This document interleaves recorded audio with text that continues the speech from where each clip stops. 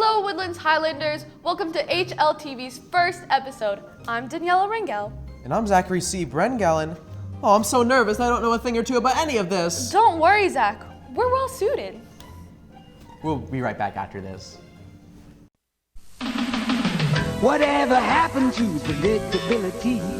The milkman, the paper boy, evening TV. You miss your old familiar friends, but waiting just around the bend. Everywhere you look, everywhere there's a heart, a hand to hold on to. Everywhere you look, everywhere there's a face of somebody who needs you. When you're lost out there and you're all alone, a life is waiting to carry you home.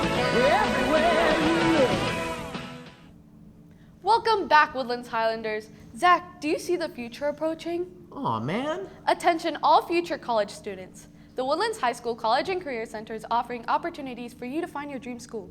Starting October 3rd to the end of this semester, the Woodlands High School is hosting visits from college admissions counselors of colleges all across the country. These visits will provide students with the opportunity to discover and learn more about the colleges that may define their futures. You can find dates and signups for visits in Naviance, or head over to the College and Career Center and speak with Mrs. Kayla St. Romain for more information. Hey, Daniela, do you want to see a magic trick? Sure. When I snap my fingers, I'll be reporting live from the Woodlands High School Speech and Debate Tournament. Hi, I'm Zachary C. Brengel, reporting live from the Woodlands High School Speech and Debate Tournament, where the Woodlands High School Speech and Debate teams are competing in a variety of categories. But what are those categories, and how do they work?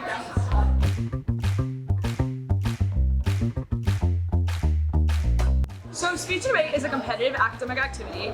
We have a multitude of different events, including actual debate events that range from one-on-one to a 5-person team. And we have speech events that range from impromptu topics where you have to give a 7-minute speech to a 10-minute prepared speech with infographics. Debate tournaments feel like they go on forever. So they're 2 days, and we get out of school usually after second period, and then we're usually at the high school we're competing until around 10 or 11 at night, getting back to Woodlands High School around 12. And then we're right back there Saturday morning at around 6 a.m., which sounds terrible, but it's actually a lot of fun.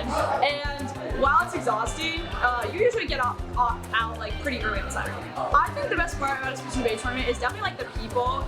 I have a lot of friends and community members who I don't get to see at my own school, and you get to have discussions and fill people in on your life, and you just build this really great community of people who have similar interests to you and are interested in the same thing as you and want to see you grow in your skills. And so I definitely think that that's probably the best part for me outside of just playing. Food in speech and debate tournament is really limited unless we have concession stands, but you need to bring money to have them, and that's definitely what just keeps us sustained at tournaments. You can get involved in this debate in a couple ways. So first, you obviously have to be in a debate class. But you can always contact either Shauna Punch in room 116, or always message me, or DM our debate Instagram, and we can usually try and figure out a way to get involved pretty easily. We also have a lot of community events, we hosted an ice cream social so far this year, and we plan to do a cute Halloween party and some Thanksgiving stuff, so you can always get involved that way.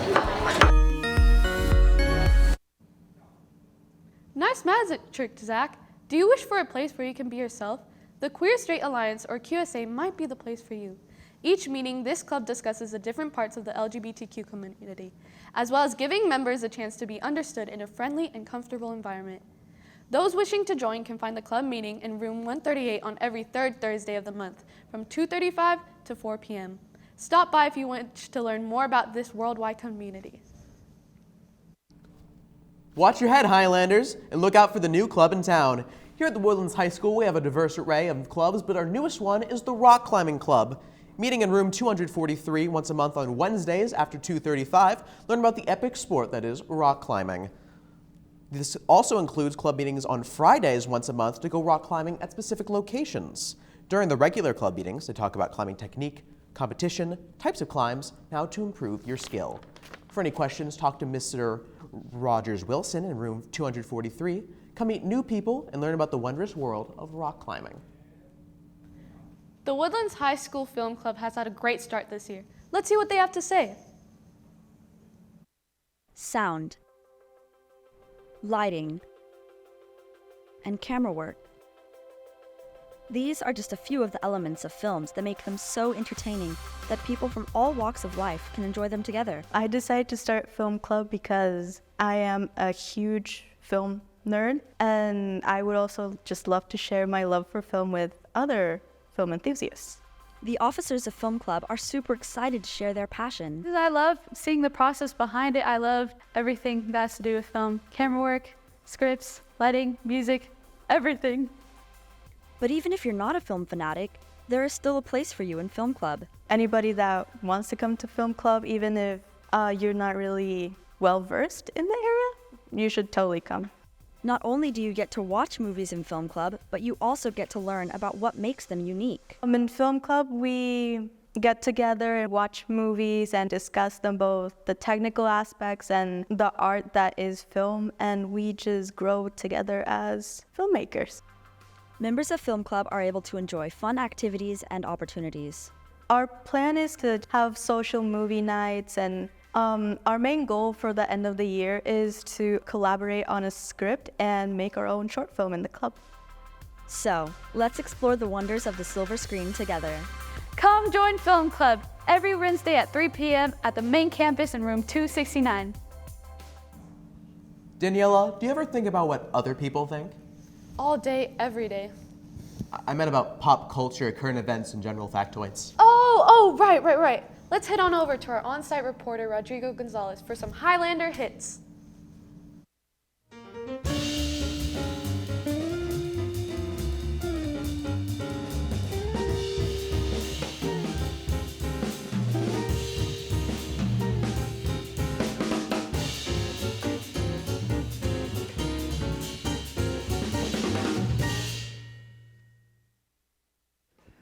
Hello, Highlanders. Welcome to Hltv Highlander Hits. I'm your host, Rodrigo Gonzalez. We're going to go up to random people and ask them random questions. Here we go. Excuse me, gentlemen. If you don't mind just stopping right where you are, please. Thank you. Hello. Hey, how's it going? Can I get y'all's names? Hudson Kegler. Callum Benson. All right, so we're going to ask you 2 random questions. Either of you can answer. Whoever gets it right gets a reward. And if you get it wrong, we'll run away from you, okay? Oh, it's like a game. Yeah. All right. First question. How many letters are there in the alphabet? 26. Okay, good.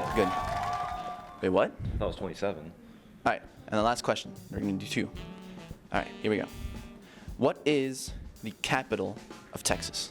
Austin. Who gets the reward first? Appreciate it. Hey, yeah. You guys have a good rest of your day. Oh, got our first victims. Can I get y'all's names? Ava. All right, so we're going to ask you 2 random questions. If you get them right, you'll get a reward. If you don't, we'll run away from you, okay? All right, first question. What major event happened in 1939?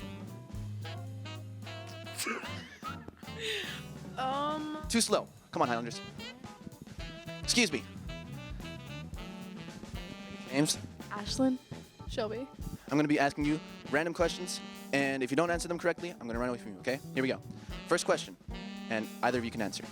Name an actor that starts with the letter E. Evan Peters. Okay, that's good. Here. Candy. And then you. Name a food that starts with the letter P. Pasta. That's it, Highlanders. Let's go. We hope you guys enjoyed that episode. We'll see you guys in the next one. That's HLTV. 'Tis the spooky season, Highlanders. Let's look at some cool Halloween activities.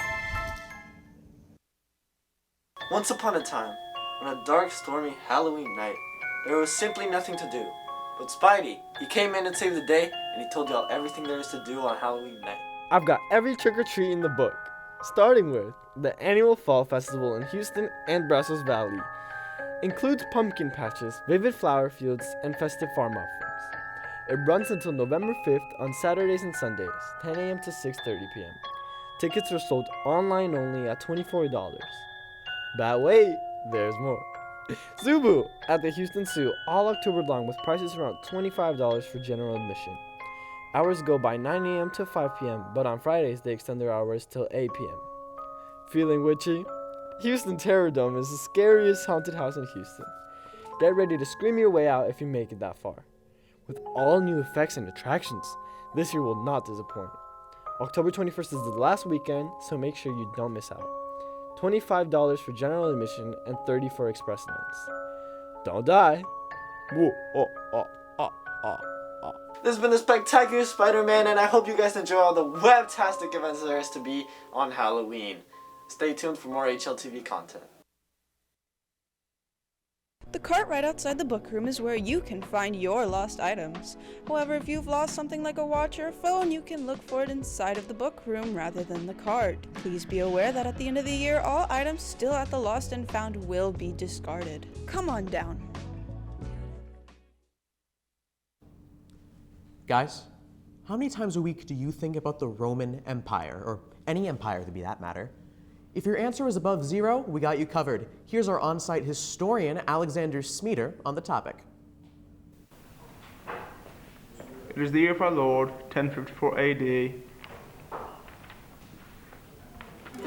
Rome, Britain, Russia, Persia, China. Do you think your empire is the best? Let's find out. Welcome to Review That Empire. I'm your host, Alexander Smeater. Today we'll be reviewing the Byzantine Empire, also known as the Eastern Roman Empire. Though once indistinguishable from the Western Roman Empire, it began to differentiate itself when Constantine the Great legalized Christianity in 313 AD in the Edict of Milan, and moved the empire's capital to Constantinople soon after.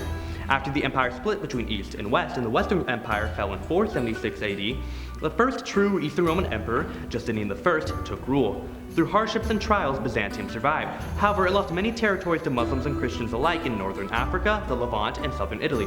With its remaining territories only including Anatolia and the Balkans, the empire officially fell on May 29, 1453, due to conquest by the Ottomans. Fun fact, did you know that instead of holding elections, presidential candidates went to great lengths to see who could physically inflict the greatest pain on their opponents to prevent them from coming their way? Overall, I'm going to give the Empire a 4 out of 5. I give them this due to how they managed to survive for over 1,000 years, despite constant wars and losses of territory, yet still remained a mighty military power throughout that time. As well as that during the early to late medieval periods, Constantinople was a shining beacon of prosperity to the rest of medieval Europe. Though not everything was perfect. For example, its columns, not good at all as compared to Rome's. Second Rome, more like second rate. Well, that's all for today. I'm your host, Alexander Smeater. Thank you for watching Review That Empire. We'll see you next time. We'll be right back with Gabby Greco with sports. After this question of the day. Welcome, Highlanders, to Question of the Day. Today's question is, Napoleon Bonaparte was once attacked by what kind of animals? Think on that, Highlanders. The answer will be revealed right after this. Back to the anchors. What's up, Highlanders? I'm Gabby Greco, and this is HLTV Sports. Leading off, the Highlander football team is going on an amazing run, undefeated in districts. Here's a recap of the season so far.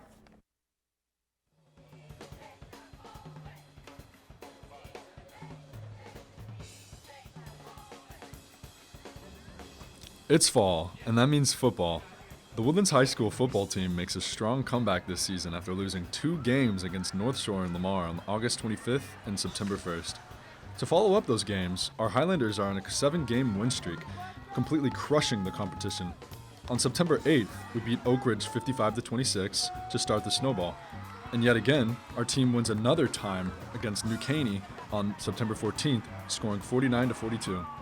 The Highlanders continued their winning ways on September 22nd, scoring 55-2 against Conroe High School. The next game, on October 20th, we won 62-7 against Caney Creek. The game against College Park on October 13th, also called the War of the Woods, our team scored an astounding 49 points to nothing against College Park, being one of our biggest highlights this season. Another highlight game against Cleveland High School, our team scored an astonishing 70 points to 7. Is the wind train ever going to stop?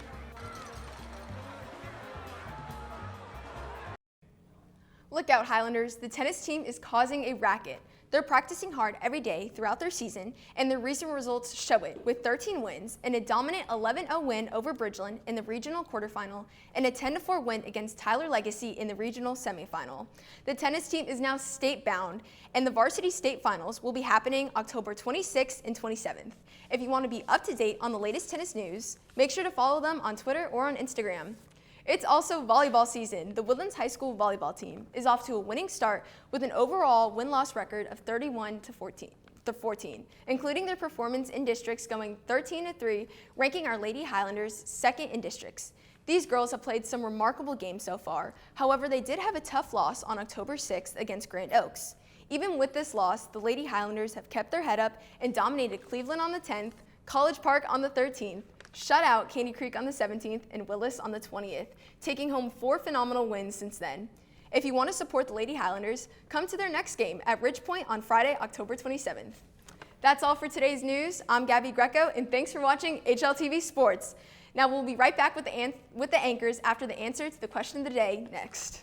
Welcome back, Highlanders. The answer is rabbits. Napoleon had just signed the treaties of Tilsit and decided to celebrate with a customary rabbit hunt.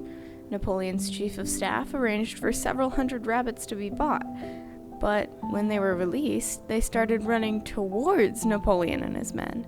At first, they laughed. Then, they ran. The rabbits pursued the men, even as they got into their carriages and fled. The barrage only stopped when they were well out of view. The reason? His chief of staff accidentally bought tame rabbits instead of wild ones, and these rabbits hadn't eaten all day and thought they were being fed, not being the food. While Napoleon may have had a victory with the treaties, he suffered a great loss that day too. Have a great day, Highlanders, and be wary of bunnies. Wow, new clubs, New stories, people's opinions. Halloween. If episode 1 was this awesome, I wonder how awesome episode 2 will be. Stay tuned for Thursdays and an advisory for future episodes. I'm Daniela Rangel. And I'm Zachary Colin Brengel. And you're watching HLTV.